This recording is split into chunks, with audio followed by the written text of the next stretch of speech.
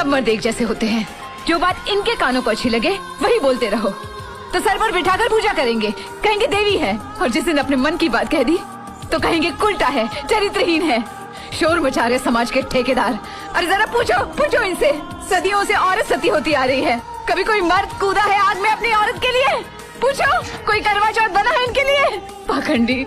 तुमने मनीष पर भरोसा करके बड़ी गलती की जानकी। तुमने क्या गलती की थी वैदेही? तुमने तो समाज के सामने 7 फेरे लेकर रीति रिवाज निभाकर शादी की है, और आज तुम भी वही खड़ी हो ना जहाँ मैं खड़ी हूँ, कोख में बच्चा लेकर वनवास। और बेचारी सीता मैया अग्नि परीक्षा देने के बावजूद उसे क्या मिला?